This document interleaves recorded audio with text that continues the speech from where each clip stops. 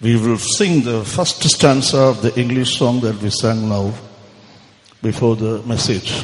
ഇപ്പോൾ നാം ദൂത് ആരംഭിക്കുന്നതിന് മുമ്പായി നമ്മുടെ ഇപ്പോൾ പാടിയ ഇംഗ്ലീഷ് ഗാനത്തിന്റെ ആദ്യ ചരണം മാത്രം നമുക്ക് ചേർന്ന് പാടാം.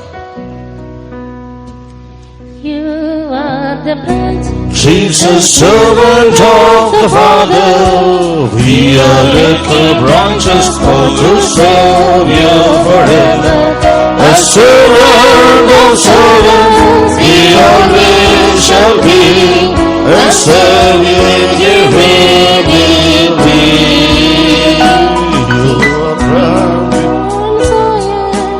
You are my Zion, how I love you, dear within my heart for you,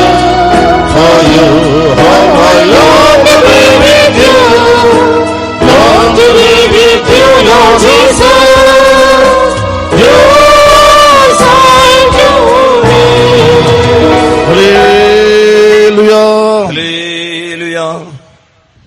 I do not know, but the Spirit of the Lord is working here, and that is why I believe the song which we sang will be the base of this series of meeting.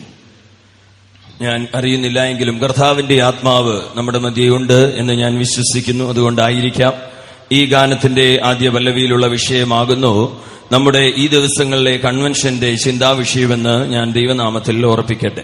Jesus is called the branch. യേശുവിനെ ഒരു മുള എന്ന് വിളിക്കുന്നു. In different places in the Word of God, especially in 4 places, Jesus is mentioned as the branch. തിരുവെഴുത്തിൽ പല സ്ഥലങ്ങളിൽ യേശുവിനെ അപ്രകാരം വിളിക്കുകയാകുന്നു. പ്രത്യേകമായി നോക്കിയാൽ ഏകദേശം 4 സ്ഥലങ്ങളിൽ 4 വേദഭാഗങ്ങളിൽ യേശു ക്രിസ്തുവിനെ ഒരു മുള എന്ന് വിശേഷിപ്പിക്കുന്നു.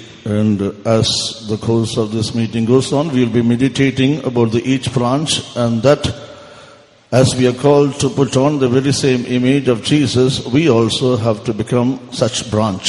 നമ്മുടെ കൺവെൻഷന്റെ ഓരോ യോഗങ്ങളിലും ഇപ്രകാരം ഈ മുളയുടെ 4 അനുഭവങ്ങളെ പറ്റി നാം ധ്യാനിക്കുകയും അങ്ങനെ നമ്മുടെ മണവാളനായ ക്രിസ്തുവിന്റെ സ്വരൂപത്തോട് നാം അനുരൂപരായി തീരുകയും ചെയ്യണം എന്ന് ആഗ്രഹിക്കുന്നു.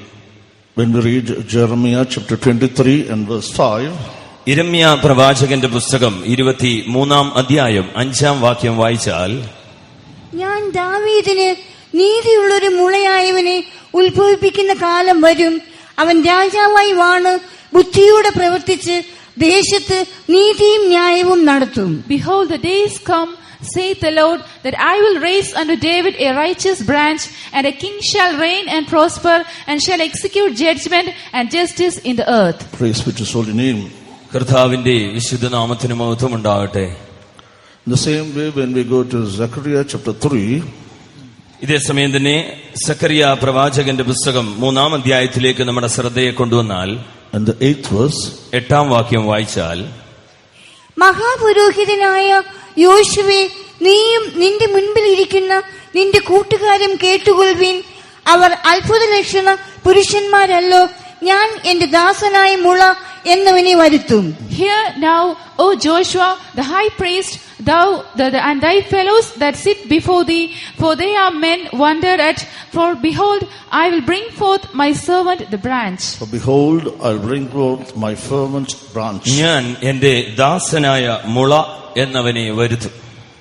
And in the same way, when we go to Zechariah chapter 6 and read the 12th verse, വീണ്ടും സക്കറിയ പ്രവാചകന്റെ പുസ്തകം 6-ാം അധ്യായം 12-ാം വാക്യം നാം വായിച്ചാൽ, സൈന്യങ്ങളുടെ യഹോവ ഇപ്രകാരം അരുളി ചെയ്യുന്നു, മുള എന്ന പേരുള്ള ഒരു പുരുഷനുണ്ടല്ലോ, അവൻ തന്റെ നിലയിൽ നിന്ന് മുളച്ചു വന്ന് യഹോവയുടെ മന്ദിരം പണിയും. And speak unto him, saying, Thus speaketh the Lord of hosts, saying, Behold, the man whose name is the branch, and he shall grow up out of his place, and he shall build the temple of the Lord. praise be to his holy name. കർത്താവിന്റെ വിശുദ്ധ നാമത്തിന് മഹത്വം ഉണ്ടാകട്ടെ. Here, the prophecy concerning Jesus is the branch man. ഇവിടെ യേശുവിനെ മനുഷ്യൻ എന്നുള്ള ഒരു പ്രവചന അടിസ്ഥാനത്തിൽ ആ ഒരു മുളയെ പറ്റി നാം കാണുന്നു. And in the same way, when we go to Isaiah chapter 4 and see the 2nd verse, വീണ്ടും യെശയ്യാ പ്രവാചകന്റെ പുസ്തകം 4-ാം അധ്യായം 2-ാം വാക്യത്തിലേക്ക് നാം കടന്നു വരുമ്പോൾ, അന്നാളിൽ യഹോവയുടെ മുള ഭംഗിയും മഹത്വമുള്ളതും ഭൂമിയുടെ ഫലം ഇസ്രായേലിന്റെ രക്ഷിത ഗണത്തിന് മഹിമയും അഴകും ഉള്ളതും ആയിരിക്കും. In that day shall the branch of the Lord be beautiful and glorious, and the fruit of the earth shall excellent and comely for them that are escaped of Israel. The branch of the Lord be beautiful and glorious. This also speaks concerning our Lord and Savior Jesus Christ, as he is considered to be the branch holy. ഇവിടെ യഹോവയുടെ മുള ഭംഗിയും മഹത്വവും ഉള്ളതായി പറഞ്ഞിരിക്കുന്നു. ഇതും കർത്താവായ യേശുക്രിസ്തുവിനെ ഒരു മഹത്വമുള്ള മുളയായി ഇവിടെ പ്രസ്താവിച്ചിരിക്കുന്നു. In the same way, when we read Ezekiel chapter 1, വീണ്ടും നാം എസെക്കിയേൽ പ്രവാചകന്റെ പുസ്തകം 1-ാം അധ്യായത്തിലേക്ക് വന്നാൽ, there in the 10th verse we read about 4 faces. അവിടെ നാം 10-ാം വാക്യത്തിൽ 4 മുഖങ്ങളെ പറ്റി നാം കാണുന്നുവല്ലോ. അവയുടെ മുഖരൂപമോ, അവയ്ക്ക് മനുഷ്യമുഖം ഉണ്ടായിരുന്നു. 4നും വലത്തുഭാഗത്ത് സിംഹമുഖവും ഇടത്തുഭാഗത്ത് കാളമുഖവും ഉണ്ടായിരുന്നു. 4നും കഴുകുമുഖവും ഉണ്ടായിരുന്നു. And as for the likeness of their faces, they four had the face of a man and the face of a lion on the right side, and they four had the face of an ox on the left side. They four also had the face of an eagle. Here we find about 4 faces of a creature. ഇവിടെ ഒരു ജീവിയുടെ 4 മുഖരൂപങ്ങളെ പറ്റി നാം കാണുന്നു. And this creature is coming out of a whirlwind, ഈ ജീവി കടന്നു വരുന്നത് ഒരു കൊടുങ്കാറ്റിൽ നിന്നാകുന്നു, and a great cloud, ഒരു വലിയൊരു മേഘത്തിൽ നിന്നാകുന്നു, and fire enfolding, ഒരു പാളിക്കത്തുന്ന തീയിൽ നിന്നാകുന്നു, and brightness like that of amber. തീയുടെ നടുവിൽ നിന്ന് ശുക്ല സ്വർണം പോലെയുള്ള പ്രകാശത്തിന്റെ നടുവിൽ നിന്നുമാകുന്നു. And when Prophet Ezekiel was in the river near chamber, he saw this vision. പ്രവാചകനായ യെഹെസ്കേൽ കെബാർ നദീതീരത്തിരിക്കുമ്പോഴാകുന്നു ഈ ദർശനം കാണുന്നത്. And this creature stands for the New Testament child of God, a perfect child of God. ഈ ജീവി എന്നത് ഒരു പുതിയ നിയമ പൂർണ്ണപ്പെട്ട ഒരു ദൈവ പൈതലിനെ കുറിക്കുന്നു. The 4 faces stands for the 4 divine characters that a child of God should be perfected according to our Lord and Savior Jesus Christ. ഈ 4 മുഖമെന്നത് ഒരു ദൈവപൈതൽ തന്റെ ജീവിതത്തിൽ പ്രാപിക്കേണ്ടുന്ന 4 പൂർണ്ണതകൾ അഥവാ യേശുവിന്റെ 4 പൂർണ്ണതയുള്ള സ്വഭാവങ്ങളെയും കുറിക്കുന്നു. In Revelation chapter 4 and when we read the 7th verse, വെളിപ്പാട് പുസ്തകം 4-ാം അധ്യായം 7-ാം വാക്യത്തിൽ നാം വായിച്ചാൽ, 1-ാം ജീവി സിംഹത്തിന് സദൃശ്യം, 2-ാം ജീവി കാളയ്ക്ക് സദൃശ്യം, 3-ാം ജീവി മനുഷ്യനെ പോലെ മുഖമുള്ളത്, 4-ാം ജീവി പറക്കുന്ന കഴുകിന് സദൃശ്യം. And the first beast was like a lion, and the second beast like a calf, and the third beast had a face as a man, and the fourth beast was like a flying eagle. here we read about 4 faces of 4 beasts. ഇവിടെ 4 മൃഗങ്ങളുടെ 4 ജീവികളുടെ 4 മുഖങ്ങളെ പറ്റി നാം കാണുന്നു. These 4 faces stands for the saints of God of the dispensation of conscience. ഈ 4 ജീവികൾ മനസ്സാക്ഷി യുഗത്തിലെ വിശുദ്ധന്മാരാകുന്നുവെന്ന് നാം അറിയണം. Praise be to His holy name. കർത്താവിന്റെ വിശുദ്ധ നാമത്തിന് മഹത്വമുണ്ടാകട്ടെ. So these 4 faces stands for the dispensation of the saints of the law period. ക്ഷമിക്കുക, മനസ്സാക്ഷി യുഗത്തിലെ അല്ല, ന്യായപ്രമാണ യുഗത്തിലെ വിശുദ്ധന്മാർക്ക് നിഴലാകുന്നുവെന്ന് നമുക്കറിയാം. And they are perfected in one character of our Lord and Savior Jesus Christ. അവരെല്ലാവരും കർത്താവായ യേശുക്രിസ്തുവിന്റെ 4 പൂർണ്ണതകളിൽ ഏതെങ്കിലും ഒരു പൂർണ്ണതയിൽ മാത്രമേ തികഞ്ഞ് വരുവാൻ കഴിഞ്ഞുള്ളൂ. And when we come to the 4 Gospels of New Testament, എന്നാൽ നാം പുതിയ നിയമത്തിന്റെ 4 സുവിശേഷ ഭാഗങ്ങളിലേക്ക് വന്നാൽ, the 4 Gospels reveal Jesus Christ's 4 divine characters. 4 സുവിശേഷങ്ങളും യേശുക്രിസ്തുവിന്റെ 4 ദിവ്യ സ്വഭാവങ്ങളെ, പൂർണ്ണതയുടെ ഘട്ടങ്ങളെ കുറിക്കുന്നു എന്ന് നമുക്ക് കാണുവാൻ കഴിയും. The Gospel according to St. Matthew reveals Jesus Christ as King. Mathai എഴുതിയ സുവിശേഷം യേശുക്രിസ്തുവിനെ ഒരു രാജാവായി പ്രതിപാദിക്കുമ്പോൾ, Matthew chapter 21 verse 5, you can read that Jesus Christ is described as the King. Mathai എഴുതിയ സുവിശേഷം 21-ന്റെ 5-ാം വാക്യത്തിൽ യേശു ഒരു രാജാവായി അവിടെ ചിത്രീകരിക്കപ്പെടുന്നു. He is called the Lion of the tribe of Judah. അവൻ യഹൂദാ ഗോത്രത്തിലെ സിംഹം എന്ന് പറഞ്ഞിരിക്കുന്നു. Lion is called the king of the animals. സിംഹം എന്നത് വന്യജീവികളിലെ രാജാവാകുന്നുവല്ലോ. And the New Testament child of God should become like a lion. ഒരു പുതിയ നിയമ ദൈവ പൈതൽ ഒരു സിംഹ സമാനമായി മാറണം. King Solomon says, the just or the righteous person will be bold like lion. ശലോമോൻ രാജാവ് ഇപ്രകാരം എഴുതിയിരിക്കുന്നു, നീതിമാൻ ബാലസിംഹം പോലെ നിർഭയമായിരിക്കും. And righteous person is called a person who live by faith. അപ്രകാരമുള്ള ഒരു നീതിമാൻ വിശ്വാസത്താൽ ജീവിക്കുന്നവനുമായിരിക്കും. Praise be to his holy name. കർത്താവിന്റെ വിശുദ്ധനാമത്തിന് മഹത്വമുണ്ടാകട്ടെ. So Matthew reveals Jesus Christ's character as the character of faith.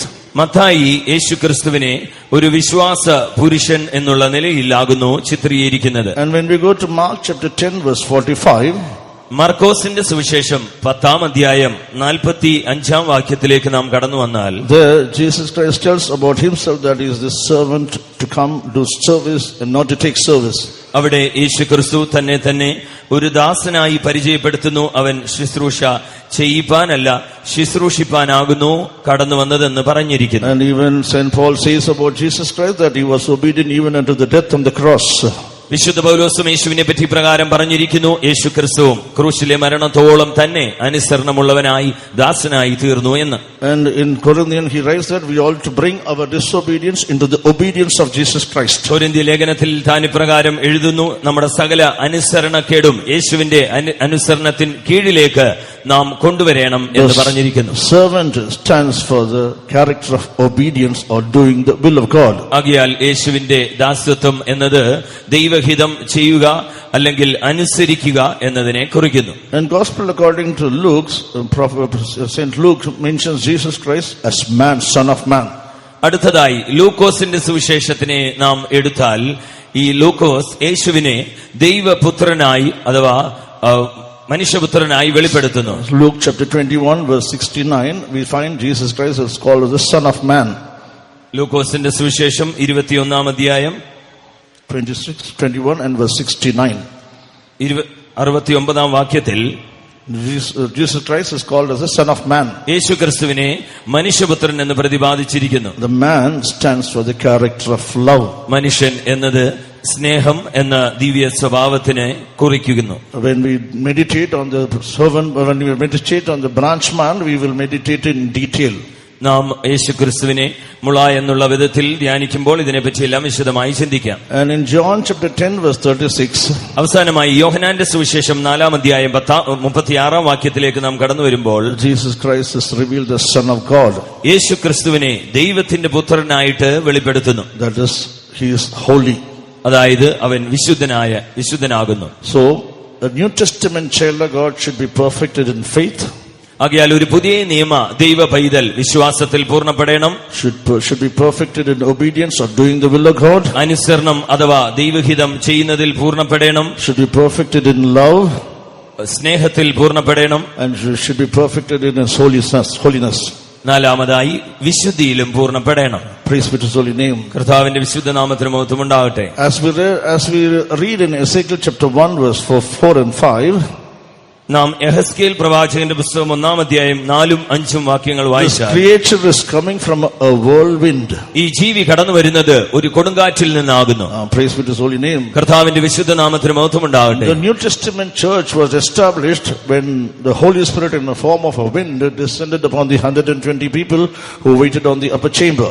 ഈ പുതിയ നിയമസഭ എന്നത് ഭൂമിയിൽ സ്ഥാപിക്കപ്പെട്ടത് തന്നെ പെന്തക്കോസ്ത് നാളിൽ 120 പേർ മാളിക മുറിയിൽ കൂടി ഇരുന്നപ്പോൾ അവിടെ കൊടുങ്കാറ്റ് പോലെ ഉള്ള ഒരു പരിശുദ്ധാത്മാവിന്റെ അനുഭവത്തിലായിരുന്നു. So without receiving the Holy Spirit experience, a person cannot be perfected in the character of Jesus. ആകയാൽ പരിശുദ്ധാത്മാവിന്റെ അനുഭവം പ്രാപിക്കാതെ ഒരു വ്യക്തിക്കും യേശുവിന്റെ സ്വഭാവത്തിൽ പൂർണ്ണരാകുവാൻ കഴിയുകയില്ല എന്നത് സത്യമാകും. And without receiving the Holy Spirit, a person cannot be ready for the coming of the Lord. അപ്രകാരം പരിശുദ്ധാത്മാവിന്റെ അനുഭവം ഇല്ലാതെ ഒരു വ്യക്തിക്ക് കർത്താവിന്റെ വരവിലേക്ക് ഒരുക്കപ്പെടുവാനും കഴിയുകയില്ല. And not only that, in Ezekiel chapter 1 verse 4 we read a great cloud. അടുത്തതായി യെഹെസ്കേൽ പ്രവാചകന്റെ പുസ്തകം 1-ന്റെ 4-ാം വാക്യത്തിൽ വലിയൊരു മേഘത്തെ കാണുന്നു. A great cloud. വലിയൊരു മേഘം. So this New Testament creature that is with such four faces is coming out of from the great cloud. ആകയാൽ ഈ ഇവിടെ എഹെസ്കേൽ കാണുന്ന ഈ ജീവി വലിയൊരു മേഘത്തിനുള്ളിൽ നിന്നാകുന്നു വരുന്നത്. This great cloud stands for a life of witness.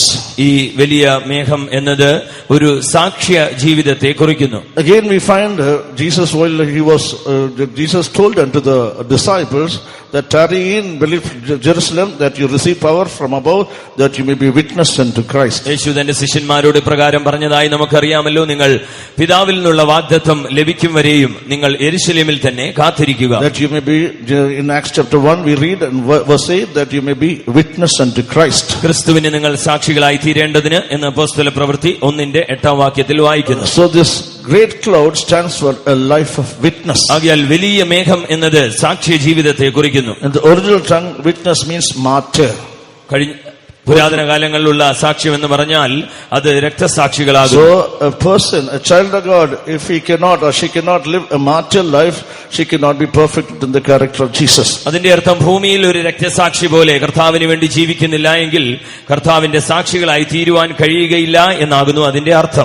Praise be to His holy name. കർത്താവിന്റെ വിശുദ്ധ നാമത്തിന് മഹത്വം ഉണ്ടാകട്ടെ. Again in that chapter, Ezekiel chapter 1 verse 4 and 5, we read a fire enfolding. This creature is coming from fire enfolding. വീണ്ടും എഹെസ്കേൽ പ്രവാചകന്റെ പുസ്തകം 1:4 വാക്യത്തിൽ പാളിക്കത്തുന്ന ഒരു തീയുടെ ഉള്ളിൽ നിന്നാകുന്നു ഈ ജീവി കടന്നു വരുന്നതായി നാം കാണുന്നത്. For us to become like Christ, we have to be always in the fire of the Lord. ആകയാൽ നാം ക്രിസ്തുവിനെ പോലെ മറുരൂപപ്പെടണമെങ്കിൽ നാം എപ്പോഴും അവന്റെ അഗ്നിക്കുള്ളിലായിരിക്കണം. The fire of the Lord stands for His love.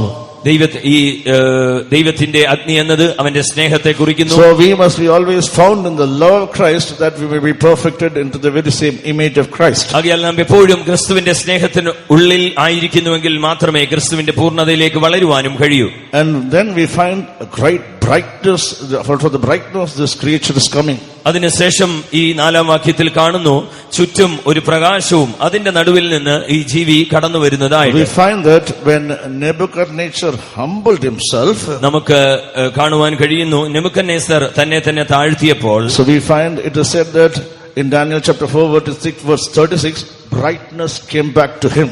Daniel 4:36 പറഞ്ഞിരിക്കുന്നത് പോലെ എനിക്ക് ശ്രേഷ്ഠമായ മഹത്വവും എന്റെ മുഖപ്രകാശവും മടങ്ങി വന്നു എന്ന് നാം കാണുന്നു. So when a person humbles himself and surrendered himself to the humility of Christ, he can become like Christ. ആകയാൽ ഒരു വ്യക്തി തന്നെ താഴ്ത്തി ക്രിസ്തുവിന്റെ താഴ്മയിലേക്ക് തന്നെ കൊണ്ടെത്തിക്കുമ്പോൾ ഇപ്രകാരം തനിക്ക് ദൈവത്തിന്റെ സാക്ഷിയായി തീരുവാൻ കഴിയും. So a pride person cannot attain the perfection of Jesus Christ. നിഗളിയായ ഒരു വ്യക്തിക്ക് ഒരിക്കലും യേശുക്രിസ്തുവിന്റെ പൂർണ്ണതയിൽ എത്തുവാൻ കഴിയുകയില്ല. Praise be to His holy name. കർത്താവിന്റെ വിശുദ്ധ നാമത്തിന് മഹത്വം ഉണ്ടാകട്ടെ. Now this evening we will meditate only about the branch righteous.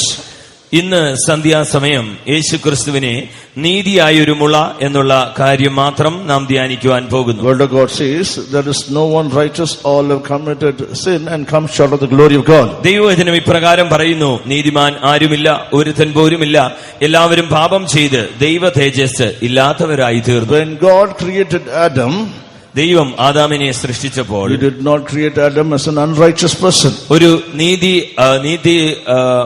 നീതിയില്ലാത്തൊരു വ്യക്തിയെ പോലെ അല്ല ദൈവം ആദാമിനെ സൃഷ്ടിച്ചത്. God created Adam as an righteous person, as an upright person. ദൈവം ആദാമിനെ സൃഷ്ടിച്ചത് ഒരു നീതിയായ നേരുള്ള ഒരു വ്യക്തിയെ പോലെ ആയിരുന്നു. And we find that he had a close contact with the God and Father, and they had a close conversation every evening. We find God comes to Garden of Eden and had a wonderful fellowship with Adam. നമുക്കറിയാം ഈ ആദാമിന് ദൈവമായ യഹോവയോട് വ്യക്തമായ ഒരു കൂട്ടായ്മ ബന്ധം ഉണ്ടായിരുന്നു. എല്ലാ ദിവസവും വൈകുന്നേരവും ദൈവം ഈ ആദാമിനെ സന്ദർശിക്കാൻ കടന്നു വരികയും ചെയ്യുമായിരുന്നു. And they had a wonderful fellowship. അവർക്ക് ഒരു അത്ഭുതകരമായ കൂട്ടായ്മ ബന്ധമുണ്ടായിരുന്നു. And Adam heard the voice of the Lord, and he was there always to meet the Lord, and they had a wonderful conversation between them. എപ്പോഴും അവൻ ദൈവശബ്ദം കേട്ടുകൊണ്ടിരുന്നു. ദൈവശബ്ദം കേൾക്കേണ്ടതിനായും അവൻ കാത്തിരിക്കുകയും ചെയ്തു. അതുകൊണ്ട് അവർ തമ്മിൽ അതുപോലെയുള്ള സംഭാഷണവും ദിനവും നടന്നു പോകുന്നു. But when he showed disobedience to the commandment of God, എന്നാൽ താൻ എപ്പോൾ ദൈവത്തിന്റെ കൽപ്പനയ്ക്ക് ലംഘനം വരുത്തിയോ, he became an unrighteous person. താൻ ഒരു നീതിയില്ലാത്ത വ്യക്തിയായി തീർന്നു. So from that, what do we understand? ഇതിൽ നിന്ന് നമുക്ക് എന്ത് മനസ്സിലാക്കുവാൻ കഴിയും? For us to be a righteous person, we have to have the spirit of obedience. നമുക്ക് നീതി ഉള്ള സ്വഭാവം ഉണ്ടാകണമെങ്കിൽ, നീതിമാന്മാരായി തീരണമെങ്കിൽ അനുസരണം എന്ന സ്വഭാവം ഉണ്ടായിരിക്കണം. So if there is no obedience in us, we cannot be called as a righteous person. നമ്മിൽ അനുസരണം അല്പം പോലും ഇല്ല എങ്കിൽ നമ്മെ ഒരിക്കലും നീതിമാന്മാരെന്ന് വിളിക്കുവാൻ കഴിയുകയില്ല. Word of God says in Ephesians chapter 6 verse 1, children, obey your parents in the Lord. എഫെസ്യ ലേഖനം 6-ാം അധ്യായം 1-ാം വാക്യത്തിൽ ദൈവവചനം ഇപ്രകാരം പറയുന്നു, മക്കൾ മാതാപിതാക്കളെ കർത്താവിൽ അനുസരിക്കണം. So every child has to obey their parents. ആകയാൽ എല്ലാ കുഞ്ഞുങ്ങളും അവർ തങ്ങളുടെ മാതാപിതാക്കളെ അനുസരിക്കണം. And wives have to obey their husbands. ഭാര്യമാർ തങ്ങളുടെ ഭർത്താക്കന്മാരെ അനുസരിക്കണം. And younger must obey the elder. ഇളയവർ മൂത്തവരെ അനുസരിക്കണം. Servants of God must obey their leaders. കർത്താവിന്റെ ശുശ്രൂഷകർ നടത്തിപ്പുകാരെ അനുസരിക്കണം. So then only we can be called as a righteous people. ഇങ്ങനെ ആയിരിക്കുന്നുവെങ്കിൽ മാത്രമേ നാം നീതിയുള്ളവരായി തീരുകയുള്ളൂ. If any way disobedience enters our life, we cannot be called as a righteous person. ഏതെങ്കിലും വിധത്തിൽ അനുസരണക്കേട് നമ്മിൽ പ്രവേശിച്ചിട്ടുണ്ടെങ്കിൽ ദൈവത്തിന് നമ്മെ നീതിമാന്മാരെന്ന ഗണത്തിൽ കൂട്ടുവാൻ കഴിയുകയില്ല. But God did not forsake man in that state and leave him and make him to be perished. എന്നാൽ ദൈവം മനുഷ്യനെ ആ അവസ്ഥയിൽ തള്ളിവിട്ടിട്ട് അതേപോലെ അവനെ ശിക്ഷ യോഗ്യനാക്കി മാറ്റുകയല്ല. But God loved man. ദൈവം മനുഷ്യനെ സ്നേഹിച്ചു. And he loved man so much that he sent his only begotten son as a proportionate for him. ദൈവ മനുഷ്യനെ അത്രയധികം സ്നേഹിച്ചു എന്തെന്നാൽ തന്റെ ഏകജാതനായ പുത്രനെയും ഈ മനുഷ്യനു വേണ്ടി പ്രായശ്ചിത്തമായി തീരുവാനായി അയച്ചു തന്നു. God wanted man to bring back to the former state of a righteous person. ദൈവം ആഗ്രഹിച്ചത് മനുഷ്യനെ അവന്റെ മുൻപിലത്തെ പോലെ നീതിയുള്ള ഒരു വ്യക്തിയായി തന്റെ മുമ്പിൽ കൊണ്ട് നിർത്തുക എന്നതായിരുന്നു. That was the desire of the Father. അതായിരുന്നു പിതാവിന്റെ ഇഷ്ടം. And that was the desire of Jesus Christ. അതായിരുന്നു യേശു ക്രിസ്തുവിന്റെ ഇഷ്ടവും. And that is why we find as an obedient son, Jesus was sent into this world. He obeyed the Father and came into this world. അതുകൊണ്ടാകുന്നു നാം കാണുന്നത് പോലെ യേശു ക്രിസ്തു പിതാവിനെ അനുസരിച്ച് ഈ ലോകത്തിലേക്ക് കടന്നു വന്നതും വീണ്ടും അനുസരണമുള്ളവനായിരുന്നതും. Jesus did everything for you and me that we may become righteous. ആകയാൽ ഞാനും നിങ്ങളും നീതിമാന്മാരായി തീരേണ്ടതിനുള്ള സകല പ്രവൃത്തിയും യേശു ഈ ഭൂമിയിൽ തികച്ചു. For a child of God to become a righteous person, ഒരു ദൈവ പൈതൽ നീതിമാനായി തീരണമെങ്കിൽ, for a child of God to preserve his state as a righteous person, അല്ലെങ്കിൽ ഒരു ദൈവ പൈതൽ താൻ നീതിമാൻ എന്ന അവസ്ഥ സൂക്ഷിക്കണമെങ്കിൽ, if you have not accepted Jesus Christ as a personal savior, യേശു ക്രിസ്തുവിനെ സ്വന്തം രക്ഷിതാവായി സ്വീകരിച്ചിട്ടില്ലെങ്കിൽ, this evening the Lord is giving you a chance to accept him as a personal savior, believing that Jesus shed his blood for you to become a righteous person. ആകയാൽ ഈ വൈകുന്നേരം അങ്ങനെയുള്ളവർ കർത്താവായ യേശു ക്രിസ്തുവിനെ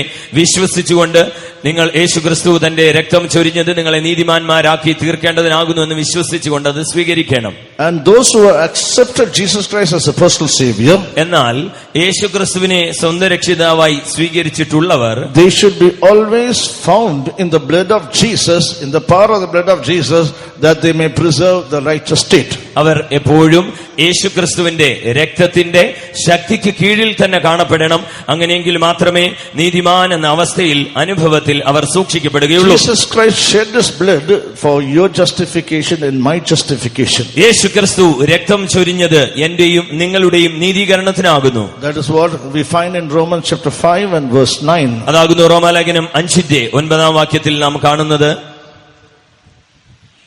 അവന്റെ രക്തത്താൽ നീതീകരിക്കപ്പെട്ട ശേഷമോ നാം അവനാൽ എത്ര അധികമായി കോപത്തിൽ നിന്ന് രക്ഷിക്കപ്പെടും. Much more than being now justified by his blood, we shall be saved from wrath through him.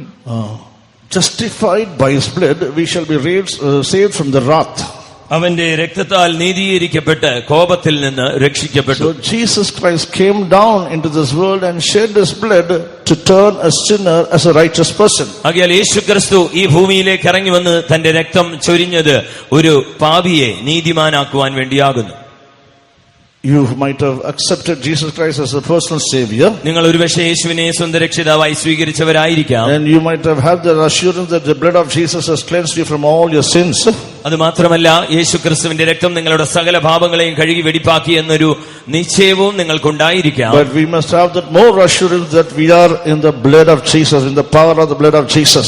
എന്നാൽ അത് മാത്രം പോരാ, യേശുക്രിസ്തുവിന്റെ രക്തത്തിന്റെ ശക്തിക്ക് കീഴിലാകുന്നു നാം ആയിരിക്കുന്നൊരു പൂർണ്ണ നിശ്ചയം നമുക്കുണ്ടായിരിക്കണം. So this evening the Spirit of the Lord is urging you to come into this assurance that you are in the power of the blood of Jesus. ആകയാൽ ഇന്ന് സന്ധ്യാസമയം ദൈവത്തിന്റെ ആത്മാവ് നമ്മോട് ഇപ്രകാരം അരുളി ചെയ്യുന്നു, നാം എല്ലാവരും യേശുക്രിസ്തുവിന്റെ രക്തത്തിന്റെ ശക്തിക്ക് കീഴിൽ ആയിരിക്കുന്നു എന്ന് പൂർണ്ണ നിശ്ചയമുള്ളവരായി തീരുക. So when we are in the fellowship, when we are in the power of the blood of Jesus, നാം യേശുക്രിസ്തുവിന്റെ രക്തത്തിന്റെ ശക്തിക്ക് കീഴിൽ ആയിരിക്കുമ്പോൾ then 1 John chapter 3 verse 7 must be fulfilled in our life. 1 യോഹന്നാൻ 3-ാം അധ്യായം 7-ാം വാക്യം നമ്മുടെ ജീവിതത്തിൽ നിറവേറ്റപ്പെടണം. കുഞ്ഞുങ്ങളെ, ആരും നിങ്ങളെ തെറ്റിക്കരുത്, അവൻ നീതിമാനായിരിക്കും. 1 John chapter 3 and verse 7. Little children, let no man deceive you.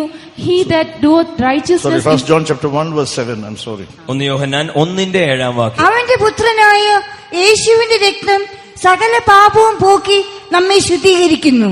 But if we walk in the light, and as he is in the light, we have fellowship with one another, and the blood of Jesus Christ, his Son, cleanseth us from all sin. Praise be to his holy name. കർത്താവിന്റെ വിശുദ്ധ നാമത്തിന് മഹത്വം ഉണ്ടാവട്ടെ. Listen very carefully. ഇവിടെ അല്പം കരുതലോടെ ശ്രദ്ധിക്കുക. If you are in the power of the blood of Jesus, നിങ്ങൾ യേശുവിന്റെ രക്തത്തിന്റെ ശക്തിക്കുള്ളിലായിരിക്കുന്നുവെങ്കിൽ, that blood of Jesus cleanseth us from all sins, യേശുവിന്റെ രക്തം സകല പാപവും പോക്കി ശുദ്ധീകരിക്കുന്നു. and we will have fellowship with one another. അതുകൊണ്ട് നമുക്ക് അന്യോന്യം ഒരു കൂട്ടായ്മയും ഉണ്ടായിരിക്കും. If there is no proper fellowship with one another, we are not under the power of the blood of Jesus. ആകയാൽ നാം അന്യോന്യം ഐക്യതയില്ല എങ്കിൽ, കൂട്ടായ്മ ബന്ധം ശരിയായി പുലർത്തുവാൻ കഴിയുന്നില്ലെങ്കിൽ, അതിന്റെ അർത്ഥം യേശുവിന്റെ രക്തത്തിന്റെ ശക്തിക്ക് കീഴിൽ ഇതുവരെയും നിങ്ങൾ പൂർണ്ണമായി വന്നിട്ടില്ല എന്നാകുന്നു. If we have bitterness against one another, നിങ്ങൾ അന്യോന്യം കയ്പ് വെച്ച് പുലർത്തുന്നുണ്ടെങ്കിൽ, you are not in the power of the blood of Jesus, because you are not having perfect fellowship in your heart between one another. നിങ്ങൾക്ക് അന്യോന്യം പൂർണ്ണമായി ഒരാളുടെ ഹൃദയം മറ്റൊരാളുടെ ഹൃദയത്തോട് പൂർണ്ണമായി ഐക്യമായിരിക്കുവാൻ കഴിയുന്നില്ല. അത് യേശുവിന്റെ രക്തത്തിന്റെ ശക്തിക്കുള്ളിൽ അല്ല എന്ന് വെളിപ്പെടുത്തുന്നു. We have a desire that we should be like Jesus. നമ്മുടെ എല്ലാം ആഗ്രഹം നാം യേശുവിനെ പോലെ മാറണമെന്ന് ആകുന്നുവല്ലോ. He is the righteous branch. അവൻ നീതിയുള്ള മുളയാകുന്നു. So we must be like him. We must become like him. We must become a righteous branch. ആകയാൽ നാമും അവനെ പോലെ നീതിയുള്ള മുളകളായി തീരണം. Read that verse, 1 John chapter 1 verse 7 again. 1 യോഹന്നാൻ 1-ന്റെ 7-ാം വാക്യം വീണ്ടും വായിക്കുക. അവൻ വെളിച്ചത്തിൽ ഇരിക്കുന്നത് പോലെ നാം വെളിച്ചത്തിൽ നടക്കുന്നുവെങ്കിൽ നമുക്ക് തമ്മിൽ കൂട്ടായ്മ ഉണ്ട്. അവന്റെ പുത്രനായ യേശുവിന്റെ രക്തം സകല പാപവും പോക്കി നമ്മെ ശുദ്ധീകരിക്കുന്നു. But if we walk in the light, as he is in the light, we have fellowship one with another, and the blood of Jesus Christ, his Son, cleanseth us from all sin. You see, in this English, that word congestion, that and is there.